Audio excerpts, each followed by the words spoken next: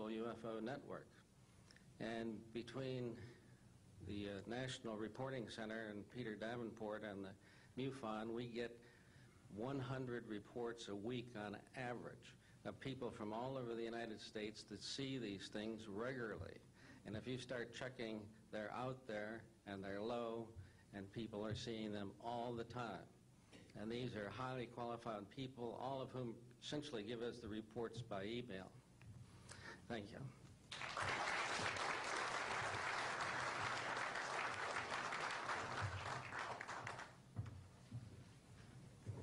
Morning, ladies and gentlemen. My name's Clifford Stone. I was a Sergeant First Class, United States Army. I had a secret clearance with nuclear surety. I could get the clearance that I needed to do whatever it was that was necessary for me to do at the time on special operations when I was called in on those. What I'm referring to here is that I was involved in situations where we actually did recoveries of crashed saucers, for lack of a better term, debris thereof. There were bodies that were involved with some of these crashes, also some were alive. While we were doing all this, we were telling the American public there was nothing to it. We were telling the world there was nothing to it. I'd like to go into detail on some of the cases, about the nuts and bolts cases right here, but I will be available if you have any questions concerning my involvement in this. You can talk to Dr. Greer to arrange for me to get to talk to you. But the whole situation is, we've set back, we've told the American people that there's no such thing as UFOs. I've been involved where we have recovered these objects. We know them to be of extraterrestrials. In 1969, I had an event that happened to me while I was stationed at Fort Lee, Virginia. We went to Indiantown Gap, Pennsylvania. That would be my first exposure to any time that we would be recovering an unidentified flying object. When we went there, we already had people that was already in the facility. We were a backup team, which was supposed to be NBC, because there was supposed to be some nuclear materials that was on board this craft. Later on, most people involved would have been were to be told that there was nothing on board it. It was nothing more than just a crash of one of our aircraft. I know better, because I was one of the people that approached it with a Geiger counter to get surface readings. I was the first person to go ahead and see that there were bodies on it.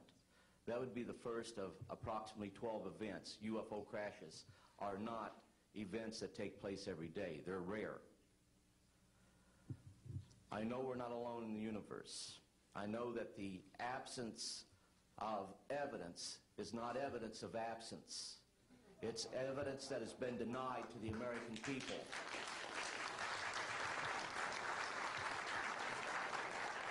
I stand before you today in my almighty God, and I tell you this. If Congress calls me in and says, will you testify in detail what you know, I stand here today prepared and ready to do just that. Governments must never lie to the people for no reason. Thank you.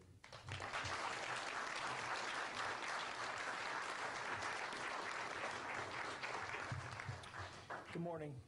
My name is Mark McCandlish, and for the last 21 years I have worked as a conceptual artist for a variety of defense contractors. I've been involved in conceptual artwork of the production thereof for Rockwell on the X-30 program, and also on the high-step program. That's spelled HYSTP, means Hypersonic Testbed Program. During the course of my career, I've twice had a secret security clearance. In 1967, while my father was stationed at Westover Air Force Base, the headquarters for 8th Air Force Strategic Air Command, I witnessed and watched through a telescope a UFO which hovered over a nuclear weapons storage facility for approximately 10 minutes and then departed with an acceleration approaching a bullet leaving a rifle barrel.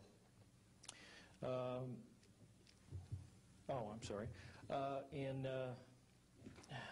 1988, in November, a college buddy of mine, an associate by the name of Brad Sorensen, informed me that he had personally witnessed 3 flying saucers at a very large hangar at Norton Air Force Base during the course of an air show that was held on Saturday, November 12, 1988.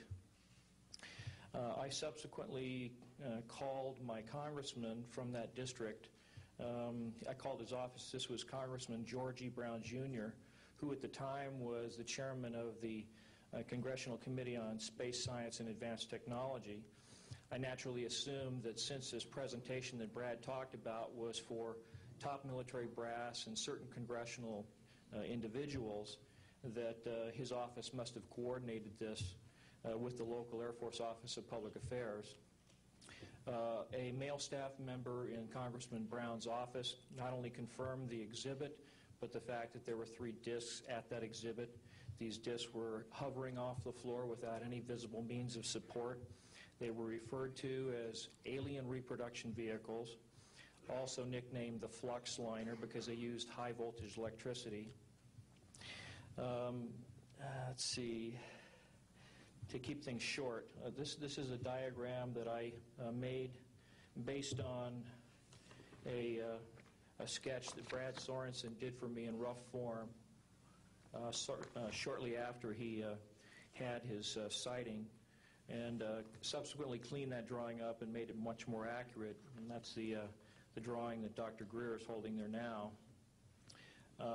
Later on, I obtained photographs that were taken in 1967 by a military pilot, Harvey Williams, flying a C-47 for the Air Force at 12,000 feet, approximately 25 miles southwest of Provo, Utah. This particular vehicle matches the so-called ARV in all proportions and respects in terms of the detail of the shape of the craft. And this was photographed, as I say, in June or July of June of 1967. I later spoke to a gentleman by the name of Kent Sellen that I met at an air show at Edwards Air Force Base in 1992, the first unveiling publicly of the B-2 bomber. He indicated to me that in 1973, when he was a crew chief working on experimental aircraft at Edwards Air Force Base, that he had unintentionally wandered into an area where there was a classified aircraft, namely the ARV. He described it in detail, and he added other details to the account concerning the configuration and the operation of the vehicle that Brad Sorensen was not aware of. Subsequently, Brad Sorensen met with the famous aeronautical designer Burt Rutan, gave him a copy of this blueprint which you've just been shown. Mr. Rutan felt that it was a joke and put it on his wall as kind of a joke. And a third party confirmed for me later that a Colonel Ray Walsh from Edwards Air Force Base was visiting Mr. Rutan, saw this blueprint on the wall and registered quite a degree of shock and anger, wanted to know where the hell he got this blueprint, because there was in fact such a craft at that time, approximately 1994, 95, in a hangar at Edwards Air Force Base, North Base Complex at that time. Subsequently, I've done a lot of research on this product, this vehicle. I've come across a number of declassified documents that show that the Air Force, as early as 1960, was wind tunnel testing flying saucer shapes up to Mach 20. And I also have declassified NASA documents that show similar shapes. In fact, this is the document here that more or less details the wind tunnel testing up to Mach 20. This is the NASA document right here that was declassified, and it shows a variety of spherical and lenticular shapes that were flight tested up to, or I should say, wind tunnel tested up to Mach 6. I subsequently obtained a copy of an inter-office memo from Hercules Aerospace that describes a particular type of science involving something called zero-point energy and scalar waves. According to Brad Sorensen, this is the basis of the technology for these anti-gravity propulsion systems. This particular document here describes 6 different meetings involving the Defense Intelligence Agency and cooperative efforts with the Russian scientific community in investigating this, what is called the fundamental enabling technology that was originally discovered apparently by Nikola Tesla in the early 1900s.